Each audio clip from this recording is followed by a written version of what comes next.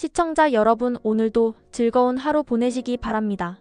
오늘의 사연 시작하겠습니다. 안녕하세요. 결혼한 지 이제 2년이 넘은 맞벌이 부부의 아내입니다. 아이는 아직 없고 결혼 초부터 지금까지 저희 부부의 돈 관리는 제가 도맡아 하고 있어요. 신랑도 이 부분에 있어서 전적으로 저를 신뢰하고 있고요. 결혼 후에 친정에서는 한 푼이라도 더 보태주려고 도움 주시려고 노력해 오셔서 항상 감사하게 생각하고 있습니다. 예를 들면 명절이나 생일 혹은 갑자기 급전이 필요할 때도 늘 조심스럽게 지원을 해주시고 저희가 거절할까봐 몰래 용돈을 넣어주시기도 해요. 그런 따뜻한 정성과 배려의 마음이 늘 뭉클해지고 더 잘 살아야겠다는 다짐을 하게 됩니다. 그런데 반대로 시댁은 솔직히 말해 지출이 너무 큽니다. 무언가 도와주시기는커녕 오히려 저희가 부담해야 할 일이 너무 많아요. 그래서 결국 결혼 1년 차부터는 양가 부모님과 관련된 지출을 철저히 분리하게 되었어요. 양가 각각의 지출을 따로 관리하기 위해 아예 2개의 통장을 만들어서 친정에 대한 지출과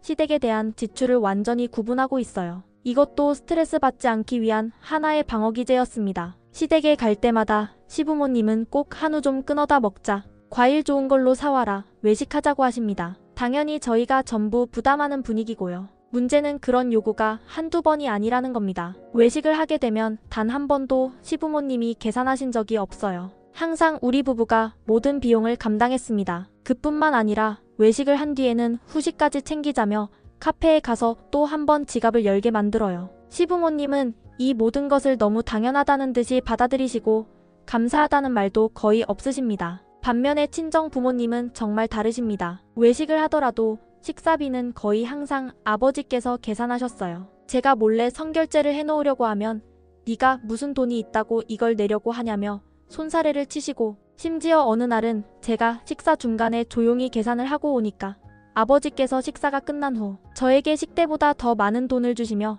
이걸로 다음부터 내가 계산하라고 하셨습니다. 결국 친정과의 식사에서는 저희가 비용을 낼 기회조차 없었던 거죠. 이런 양가 부모님의 태도 차이에서 오는 박탈감이 너무 큽니다. 저는 단순히 돈의 문제가 아니라 배려와 정서적인 따뜻함의 문제라고 생각해요. 친정은 딸 부부가 힘들까봐 걱정하고 도와주려고 애쓰는 반면 시댁은 마치 우리가 ATM인 것처럼 요구만 하세요. 게다가 결혼 당시에도 시댁에서는 도움을 거의 주지 않으셨어요. 신랑과 저는 서로 모은 돈으로 최대한 간소하게 결혼식을 치르자고 했고 실제로 그렇게 했습니다. 친정에서만 어느 정도 금전적인 도움을 주셨고요. 그런데도 시부모님은 결혼식 당일 신랑 친구들과 회사 동료들 그리고 시댁 측 친척들이 주신 축의금을 전부 가져가셨어요. 이 축의금은 사실상 저희 부부의 미래를 위한 첫걸음, 결혼 후 자금 마련의 일부라고 생각하고 있었는데 시부모님은 그걸 몽땅 가져가시고 감사 인사 한마디도 없으셨어요.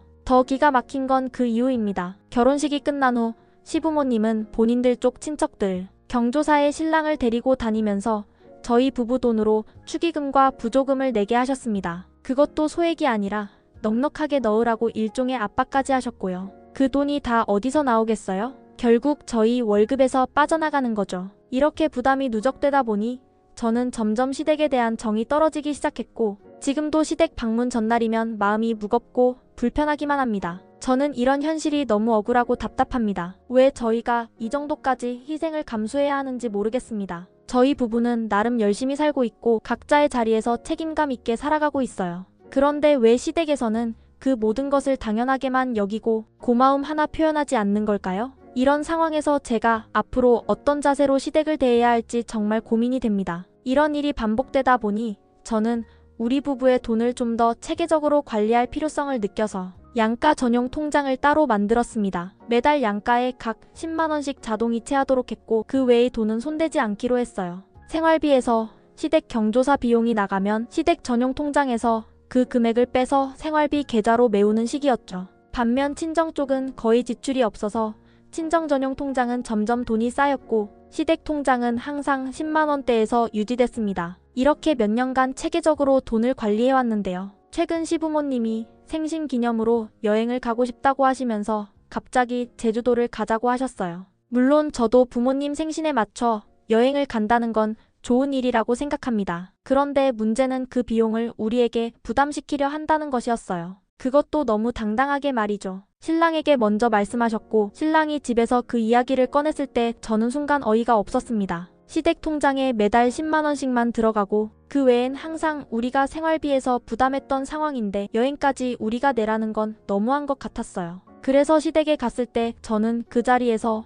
시부모님과 신랑에게 각각의 통장 내역을 직접 보여드렸습니다. 그리고 그 통장들이 어떤 의미인지 그리고 그동안 어떻게 유지되어 왔는지를 차근차근 설명드렸어요. 이 통장들은 양가 형평성 차원에서 만든 것이고 실제로 생활비가 부족해도 한 번도 건드린 적 없고 급할 때도 친정 통장엔 손 안 댔다고 솔직하게 말씀드렸습니다. 그러면서 시댁 통장에서 여행비가 마련되지 않으면 이번 여행은 죄송하지만 저희가 함께하기는 어렵다고 정중하게 말했어요. 이 상황에서 제가 가장 속상한 것은 시댁이 그동안 아무런 금전적 도움을 주지 않았고 오히려 결혼식 축의금도 가져가시고 계속해서 부담을 요구하는데도 마치 우리가 무조건 도와야 한다는 듯한 태도였습니다. 저희 부부가 열심히 일해서 허리띠 졸라매고 저축하고 있는 것을 너무 당연하게 여기는 것이 너무 서글펐습니다. 저는 남편에게도 이야기했어요. 정말 급하게 돈이 필요하면 친정 통장을 쓰는 것도 검토해보겠지만 시부모님 여행을 위해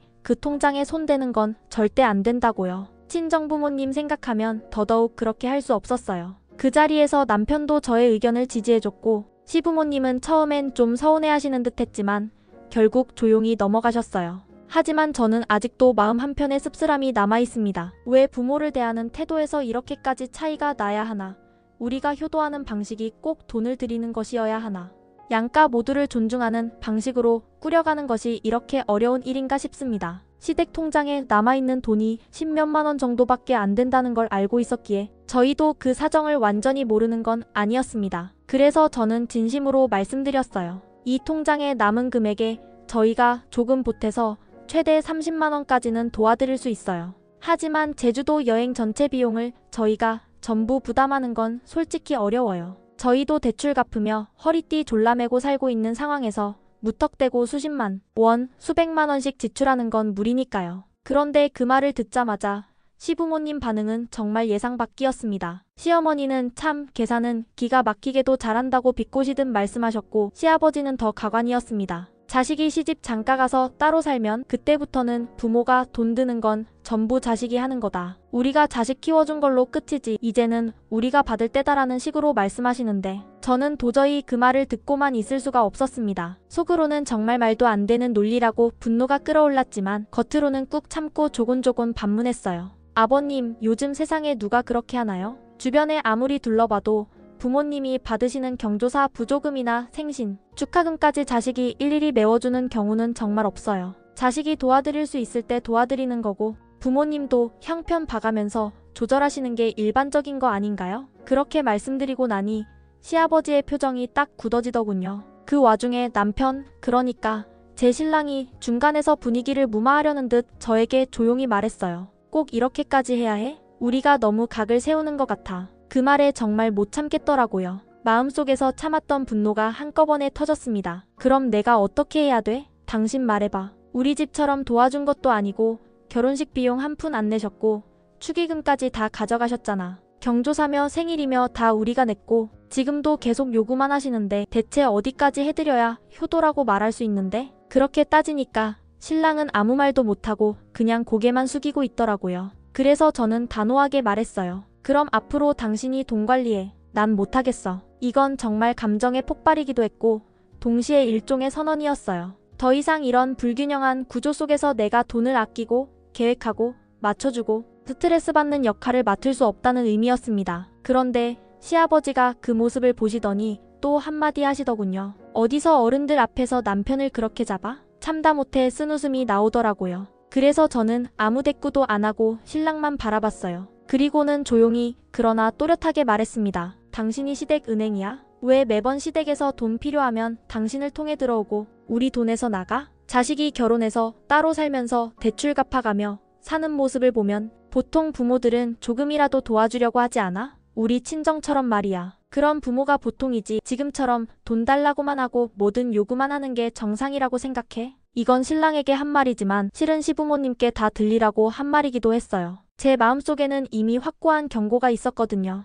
당신들은 지금까지 은행처럼 계속 달라고만 했고 우리는 그걸 당연하게 감당했지만 이제는 더 이상 안 통한다는 메시지요. 그래서 마지막으로 이렇게 덧붙였어요. 지금까지 당신은 은행으로 살아서 본인이 은행이라는 것도 모르고 계속 돈을 줬는지 모르겠지만 앞으로도 그렇게 살고 싶으면 각자 돈 관리 따로 해요. 나한테 요구하지 말고 당신이 알아서 해결해요. 그 말에 시부모님은 말없이 눈치만 보셨고 신랑도 더 이상 아무 말 못하고 있었습니다. 그 자리에서 대화는 더 이어지지 않았지만 저는 마음속으로 결심했어요. 앞으로는 시댁에서 아무리 요구해도 제가 납득하지 못하면 절대 순응하지 않겠다고요. 그리고 남편도 이제는 중간에서 좋은 게 좋은 거다는 태도보다는 제 편에 서야 할 때는 분명하게 서줘야 한다는 걸 알아야 할 시점이라는 생각도 들었습니다. 시어머니는 한참 제 말을 듣고 난 뒤 갑자기 목소리를 높이며 말씀하셨어요. 돈 가지고 부모를 무시하냐? 아무리 돈이 있어도 그렇지 그게 사람 할 짓이냐고. 그 순간 정말 가슴이 철렁했습니다. 설마 이런 식으로 나올 줄은 몰랐거든요. 하지만 저는 물러서지 않았습니다. 그 말에 저는 단호하게 말씀드렸어요. 무시하는 게 아니에요, 어머님. 제가 지금 드리는 말씀은 무시의 의미가 아니라 힘들게 사는 자식들에게 어머님이 당연히 내셔야 할 돈까지 부담하게 하시니까 그 부분에 대해 이야기를 드리는 거예요. 감정적으로 받아들이지 마시고 있는 그대로 상황을 좀 봐주세요. 시어머니는 제 말을 듣고도 계속 섭섭하다는 듯이 얼굴을 찡그리셨고 그 분위기를 깨야겠다는 생각에 저는 계속해서 말을 이었습니다. 말이 나온 김에 솔직히 말씀드릴게요. 시댁 경조사 비용을 우리가 내는 게 이해가 안 가요. 그 경조사 부조금은 분명 시부모님께서 받으시는 돈이잖아요. 그럼 내는 쪽도 시부모님이어야지 왜 우리가 계속 내야 하죠? 우리 결혼식 때도 시댁에서 받은 축의금 전부 가져가셨잖아요. 그걸로 사돈한테라도 조금 보탬이 되게 써주셨으면 억울하지라도 않았을 거예요. 그런데 받은 건 다 시부모님이 챙기시고 쓸 때는 우리더러 내라고 하시면 이게 정말 공평하다고 느껴지세요? 그리고 저는 시댁 통장을 꺼내 보여드렸어요. 그 안에 10몇만 원 남아있는 걸 함께 보면서 이렇게 말씀드렸습니다. 이 통장 보세요. 지금 당장 시댁에서 제주도 여행 가실 만한 돈이 없잖아요. 그런데도 여행을 가겠다고 하시고 암묵적으로 저희가 그 비용을 내주길 바라고 계시잖아요. 그럼 결국 그 돈이 어디서 나오겠어요? 우리 생활비는 이미 빠듯한데요. 결국 어머님 말씀대로 하면 친정 통장에서 빼서라도 여행 보내달라는 이야기밖에 안 되잖아요. 그러자 시어머니는 재빨리 아니라고 손사래를 치셨어요. 그런 뜻은 아니다. 우리가 무슨 사돈 돈을 탐내는 것도 아니고 단지 함께 좀 보내주면 안 되나 싶어서라고 말씀하셨지만 저는 가슴속에서 억눌려 있던 감정이 너무 격해져서 더 이상 참을 수가 없었습니다. 친정 통장 말고는 돈 나올 데가 없어요. 그럼 우리 보고 어디서 돈을 마련하라는 말씀이세요? 지금 상황에서 여행비를 전부 부담하라는 건 결국 우리 부모님이 주신 돈으로 어머님, 아버님 여행 보내드리라는 거랑 뭐가 다르냐고요. 그렇게 말하다 보니 마음속 감정이 격해져서 목소리가 자연스럽게 높아지기 시작했습니다. 저는 스스로도 알 만큼 목소리에 감정이 실렸고 사실상 거의 소리를 지르듯 말하게 되었습니다. 저희 부모님은 저희가 사는 데에 조금이나마 도움이 될까 봐 도와주신 거예요. 사돈 여행 보내라고 도와주신 거 아니라고요. 그 돈은 우리 앞으로 주신 거고 우리를 위해 쓰라고 하신 건데 그 돈으로 여행 보내는 게 맞다고 생각하세요? 그 순간 시어머니는 말없이 고개만 돌리시고 아무 대답도 하지 않으셨어요. 제가 소리친 게 분명 실례일 수도 있다는 생각도 들었지만 한편으로는 지금까지 참고 살아온 저 자신이 너무 안쓰럽기도 했어요. 그래서 조용히 덧붙였습니다. 이 부분에 대해서 제가 버릇없다 하시면 뭐 어쩔 수 없어요. 어머님 입장에서 그렇게 느끼실 수도 있다고 생각해요. 그런데 저도 이제는 제 감정 무시하고 무조건 참기만 하는 며느리는 못 되겠더라고요. 그 말을 끝으로 저는 더 이상 아무 말도 하지 않았고 방 안의 공기는 얼어붙은 듯 조용해졌습니다. 신랑도 말없이 고개만 숙이고 있었고 누구도 먼저 입을 열지 못한 채 시간이 흘렀습니다. 그날 저녁 저는 신랑과 함께 시부모님 앞에서 단호하게 말했습니다. 친정 통장에 있는 돈